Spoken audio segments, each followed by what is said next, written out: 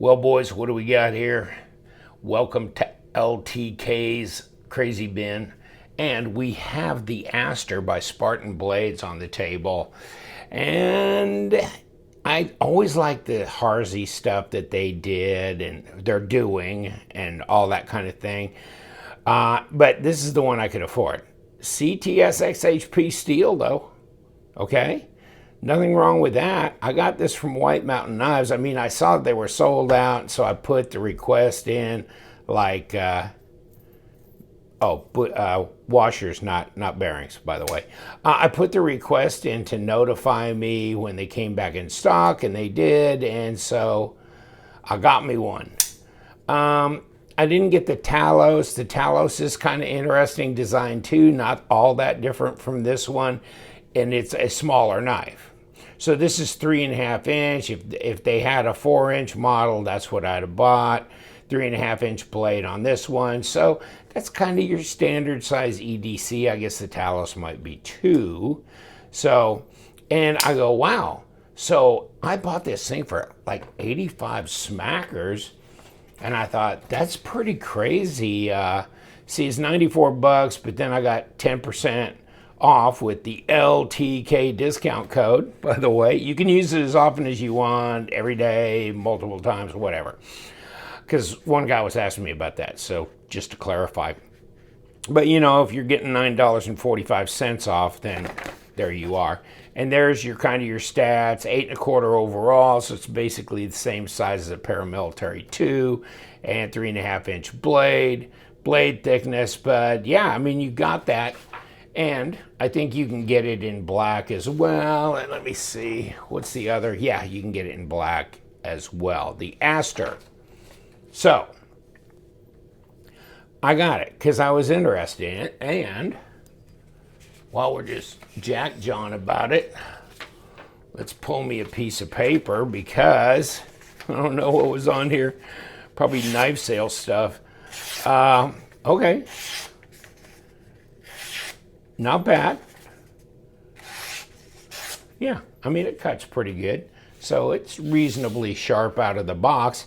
And I thought, how do they afford to do something like this for, you know, that kind of steel and all this in the US? And I kept looking around and looking around and looking around. And then all of a sudden it's a field grade knife. And they're expertly designed and manufactured with our global partners, keeping affordability in mind. So I think this is probably made in the UK by expert artisan bespoke craftsmen who've come down from generation. Okay, now probably made in China. Okay, but you know, if it's gonna be budget or cost in mind, then it ain't Italy, it ain't the UK. I mean, you can guess. I don't know for sure.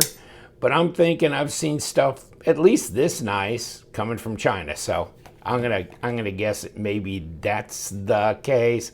Nothing, you know, all that much. It's just a piece of plastic. It comes in a pretty plain, you know, cardboard box. So that being said, is it grippy? Yeah, it is grippy. And this is green. I got the green because I mean, everything comes in black anymore, so I thought I'd get that off. And I think on camera, to me, some color other than black looks better. So I like green. I mean, I like this color. And deep carry pocket clip. You got the screws on the pocket clip kind of rising up, don't you? And like, look at my other one. This is from Ferrum Forge, by the way. This is the Stylus, or yeah, Stylum. And see, of course, that is one that is inset here, but the screw is flat. So I like that. Let me see. Okay, here's the bow from Civivi, and yeah, flat screws. But some people not getting the memo. And, you know, the only thing is it runs a little bit of interference for your pocket in and out there. And they got a plate here, which they, you know, if you're going to do flat screws, I mean, these are flush here. These are above, and this is above, but these are flush. I mean, it would have been nice had they gone to a flat screw that was flush here, these flat screws flush there, in and out of the pocket, no problem. Plus, it's reversible, which it is reversible, but why do you need Mr. Bump there, you know, Mr. Hiccup? It's a bit unsightly, I think. Other than that, the design, oh, I like the design. The design is nice. Ergos, really nice, really good, very neutral in here, and you got jimping along here, so that feels good. And right here, you've got some big old jimps along here, and you know what? That feels pretty good. It's not overly aggressive, but you can feel it, so you can get up with this. You got a little breakaway area here, choil, and you know, that will aid you in sharpening and not banging up against the end here with your sharpening stones if that's what you're using. So I think that's good. You got this swedge ground in there, which kind of reinforces this tip. This tip's pretty hale and hardy. And you got a real, like, when they say field grade, well, that's definitely a stone washy blade, isn't it? So, but CTS XHP, no, I don't know what the Rockwell is. No, I don't know how the heat treat went. But it's a premium steel. And then look at the thumb studs. Okay. And it looks like you might be able to take them off with maybe a little number 6, and I don't know, but I'm going to see if a number 6 fits in there. Yeah, it does. Okay. The body screws are number 6 as well, which would really be nice to go to number 8s because, you know, almost, there's 3 or 4 other brands that have really committed themselves to going to number 8s on the body screws, and it really is less grief for everybody involved if you do that, but okay. Nice though, goes in and out of the pocket fine. Open design, easy to clean, heavy duty standoffs. You got a pretty big old solid steel liner in there for the lock bar, and your lockup is, that's a good 30%. And disengaging is no problem. It's just, you know, it just doesn't have that kind of action. And we'll take it apart. And I tried to already kind of play with this pivot. And I think this is going to take just time. Look at, I mean, it does drop away. I think it'll take time with those washers to kind of smooth them out. Maybe you can take them out and buff them, polish them, and you'll have much better drop than you would otherwise. But this is not a flipper. If this was a flipper, I'd say you missed it because you should put bearings in it. But not being a flipper, nah. And a field grade knife, nah. I mean, this is fine. This is fine. I mean, it keeps you from getting a lot of garbage in the bearings because you got washers, so it's got full contact and all that kind of thing. And the fit and finish seems pretty good. I don't know who's making this, but you know, along this edge, it's not exactly rolled over here, okay? But, I mean, here, not bad. Not bad. Maybe they could have broken that corner inside. You know, it's always those inside areas that they never quite touch up. And they can do it when the scales are off and just kind of hit that and make it a little bit more palatable. But, oh well. You know, it is what it is. I still like the design. The ergos, like I said, are great. Reverse grip's great. Where's my balance point? That's easy to find. That's good. Kick it closed here, one-handed. And the design flow is good. Goes right into the bolster here. Blade to handle length is fine. I mean, that's really all you can do there. And you got a lanyard hole. It's not tubed because there's no backspacer. Backspacers are heavy, heavy duty. Okay? And you know, I mean, Spartan Knives makes a pretty stout knife regardless, don't they? So yeah, I like it. I mean, you could kick it open real easy with, you know, you can either use your thumb stud, roll it open with your thumb, or you can kick it open with your middle finger reverse side. So I mean, either way, that's fine. It's just not like it's going to be super drop shutty, but it's getting better since I've owned it. And I did mess with that pivot a bit. So yeah, I mean, that's why it's doing what it's doing. When I first got it, I did this and nothing, and I had to shake it pretty violently to get it to drop. Now, if I push this all the side, there you go. I'm getting a drop right away, and I wasn't getting that when I first got it. So it's getting much better. On this model here, you might see, you know, I got some play here. You know, I don't really get that a lot in a lot of knives. I don't know, but let me see. Grab a knife out here. My Civivi bow is a flipper. And no, I'm not getting any play here at all.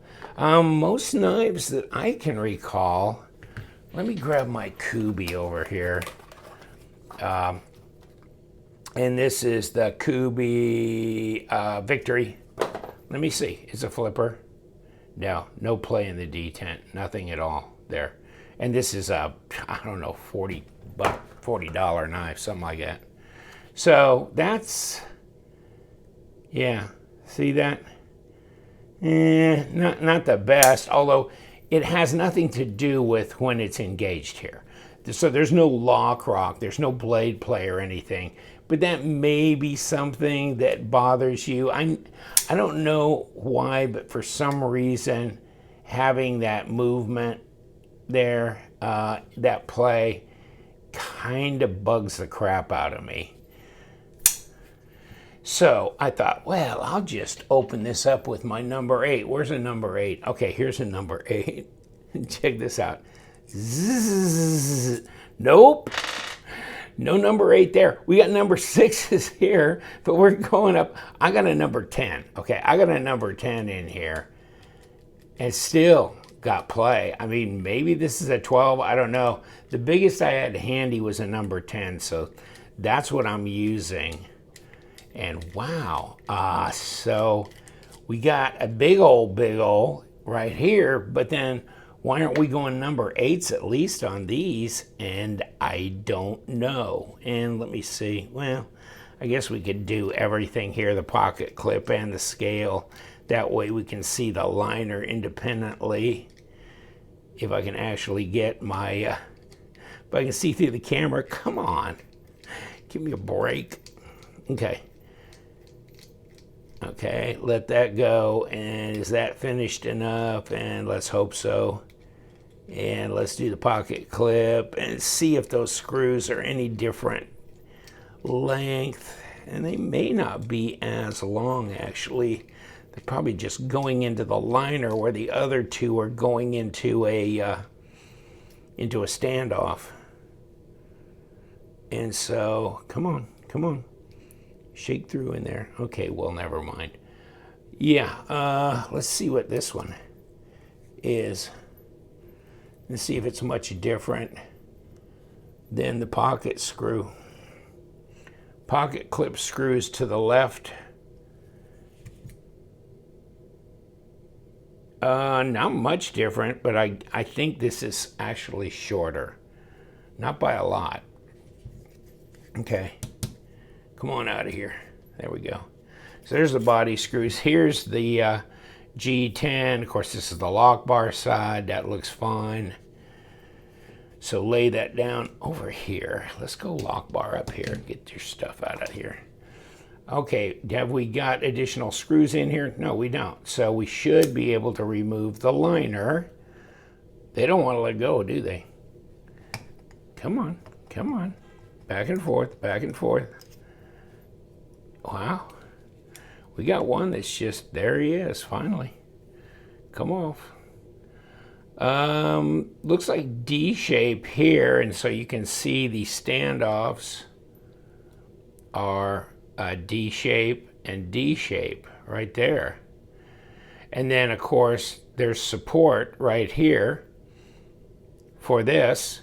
All this piece in here supporting the standoffs and all that. So because you don't have a liner over here, And let's see if we can get this blade off. So we have a synthetic type plastic, and then we've got a bronze.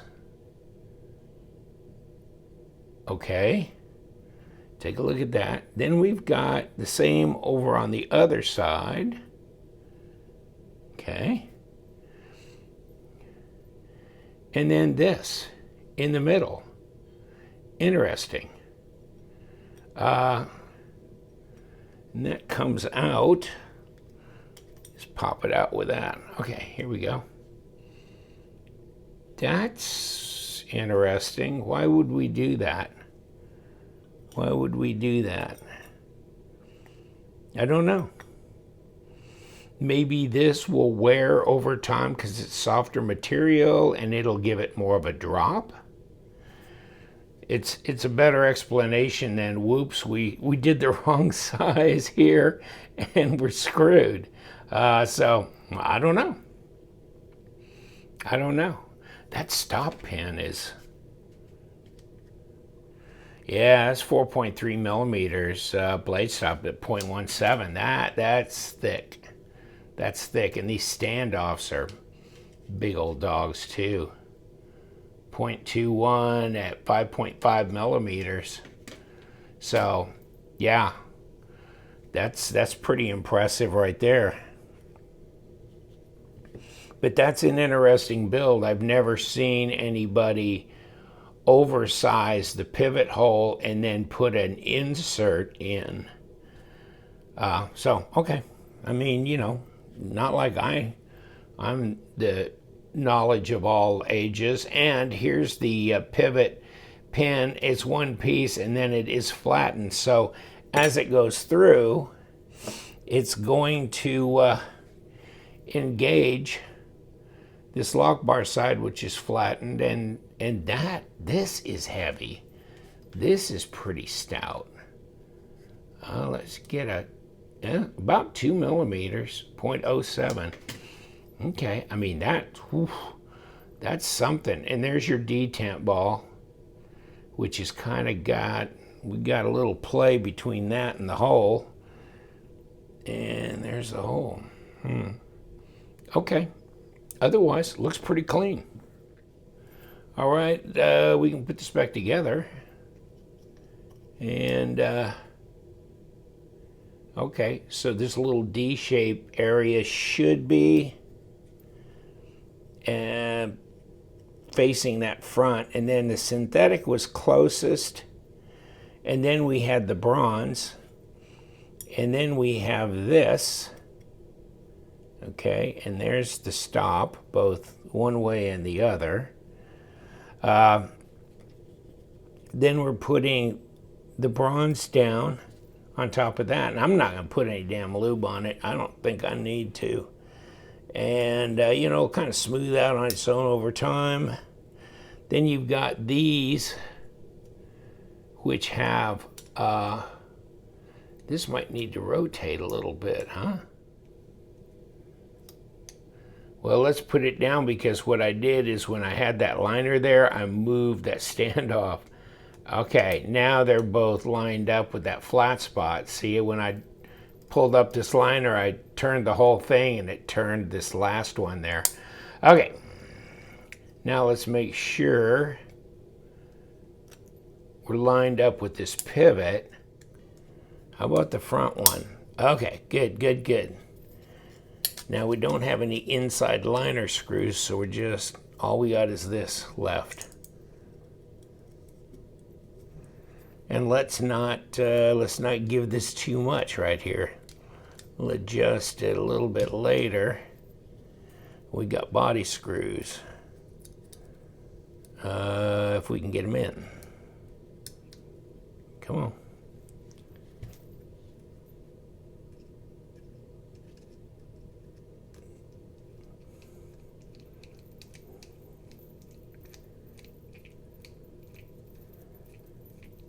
And there we go.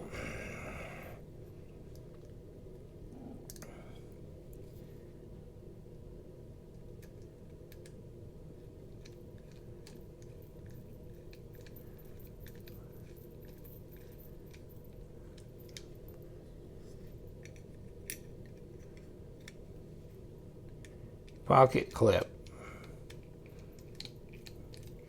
Got that one put in. Let's go find the stranger that wandered off. Okay. Okay.